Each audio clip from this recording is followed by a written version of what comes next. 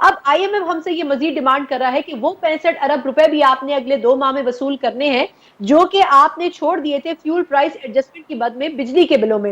अब आप अंदाजा लगाएं कि अगर वो 65 अरब रुपए भी अवाम के ऊपर डालेंगे तो अब अवाम का क्या हाल रहेगा, जो कि पहले ही पाकिस्तान के मुश्किल हालात पाकिस्तान को इस दहाने पे पहुंचा देगा कि पाकिस्तान को सेल होना पड़ेगा और पाकिस्तान एक बार फिर इंडिया का पार्ट बन जाएगा। बड़ी बदकिस्मती से मैं कहना चाहूंगा कि अब पाकिस्तान के अंदर हम इस वक्त कंगाल हो चुके हैं। इवन पेंशन देने के लिए भी हमारे पास पैसे नहीं है। हमारा भी यही दिल है कि ये पाकिस्तान सेल आउट हो और दोबारा से इंडिया के पास।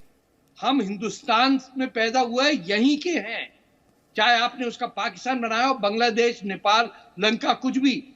हमें एक 10,000 साल पुरानी तारीख और उसकी हिस्ट्री याद है।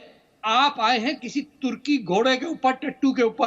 पिछले 7-8 महीनों में 8 लाख मेरी उम्र के पाकिस्तानी मुल्क छोड़ के गए हैं, सिर्फ और सिर्फ इसलिए कि वो मायूस हो चुके हैं। इस वक्त लोग पाकिस्तान को छोड़कर बिजनेसमैन जा रहे हैं। ये वो वक्त आ गया जब पाकिस्तान से सब टेक्सटाइल जो है बांग्लादेश मूव कर गई थी। और आपको ये इस बात पे फख्र है कि हमने जी हिंदुस्तान की बड़ी लूट मार की। अरे जिनको उठा के बेचा तुमने, आज दुनिया डिटरमिन कर रही कि इंडिया क्या है और बाकी दुनिया क्या है। लोगों के पास यहाँ पे रोटी खाने के पैसे नहीं है। इतनी चीजें महंगी हो चुकी हैं, डॉलर इतना ज्यादा पाकिस्तान में महंगा हो चुका है, इवन डॉलर मिलते नहीं है पाकिस्तान में। डॉलर की प्राइस को छोड़े, डॉलर मार्केट में मिल ही नहीं रहा है। लोगों ने अपने बच्चों की फीसें भेजनी है, मार्केट में डॉलर नहीं है। एलसी खोलनी है, डॉलर नहीं है।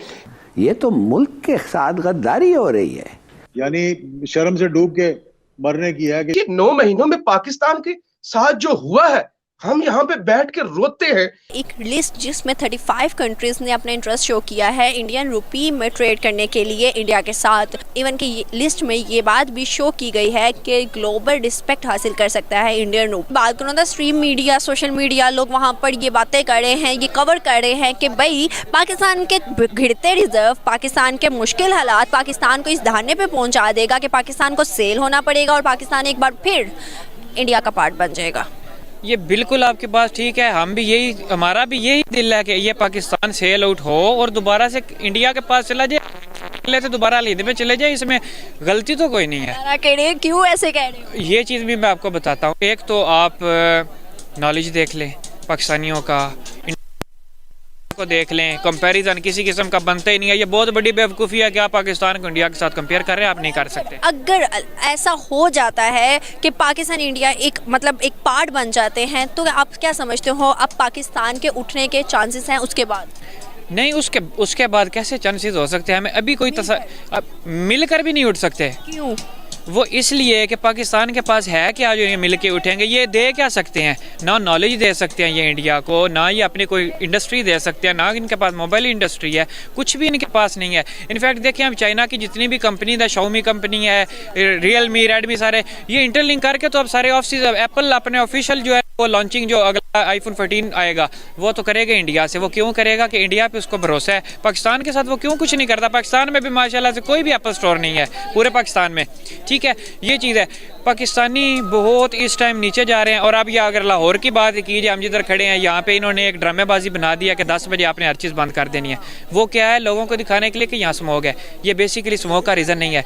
ये रीज़न ये है कि 10 बजे से काम सही से शुरू होता था बरकत मार्केट इधर लिबर्टी वगैरह में। तो ये 20 दिन के बाद ना अमेरिका को अपना ग्राफ दिखाएंगे कि ये देखें अवाम कितनी गरीब है, भूख से मार रही है, हमें कर्जा दे। वो जब कर्जा देगा तो ये सारा कुछ 16 जनवरी को ये सारा कुछ खोल देंगे। ये इनकी मेन रीज़न है। ये स्मोक वाला कोई रीज़न नहीं है।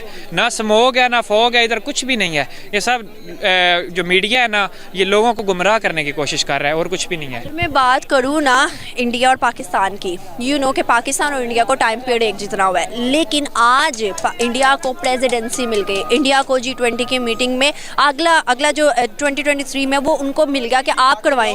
अगर मैं इसके अलावा बहुत चीज़ें आपको गिनवाऊँ तो सब कुछ इंडिया के पास है।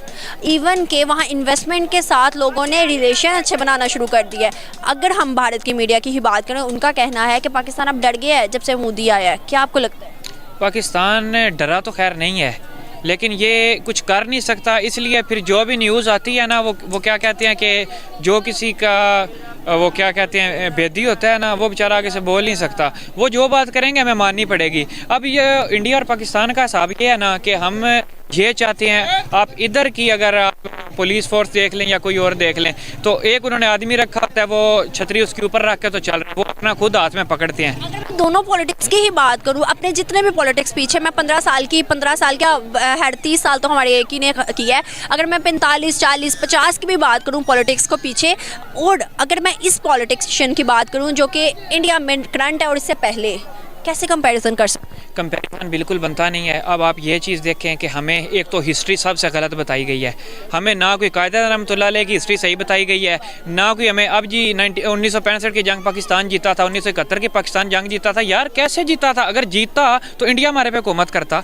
ये चीज़ ये हमें ना बिल्कुल गलत नॉलेज दिया गया। फातिमा जिन्ना ऐसे थी, ये थी, अल्लामा इकबाल ये थे, वो थे, यार वो जो कुछ भी थे हमें कम से कम। इनफैक्ट मैं आपको एक मज़े की बात बताता हूँ, हम सब मुस्लिम्स हैं, करबला का वाक़या हमें गलत पढ़ाया गया है।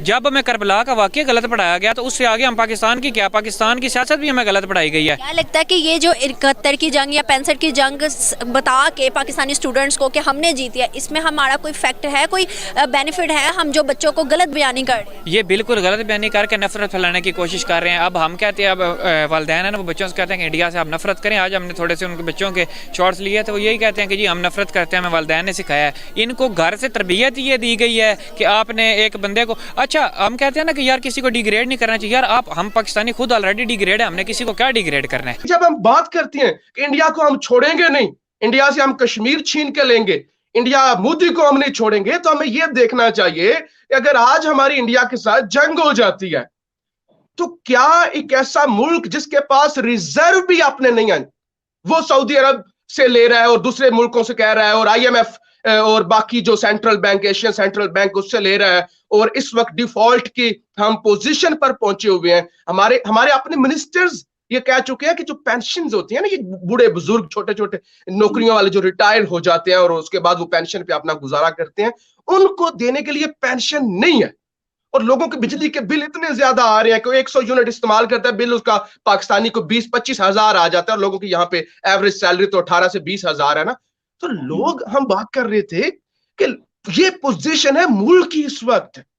8 लाख, शर्मा जी, हमारी ये बड़ी सारी चीजें जो मैं अपने मुल्क की आपको बता रहा हूं, मुझे बड़ी शर्म आ रही है आपको बताते हुए कि जाहिर है हमारा मुल्क है ना, और यहाँ पे एक तासुर भी है पाकिस्तान में कि इंडिया हमारा दुश्मन है, और फिर शरीकों को या दुश्मनों को अपनी ये चीजें तो नहीं बताई जाती, लेकिन ये हकीकत है। कैसे है, पिछले 7-8 महीनों में 8 लाख मेरी उम्र के पाकिस्तानी मुल्क छोड़ के गए हैं, सिर्फ और सिर्फ इसलिए कि वो मायूस हो चुके हैं, सिस्टम से मायूस हो चुके हैं।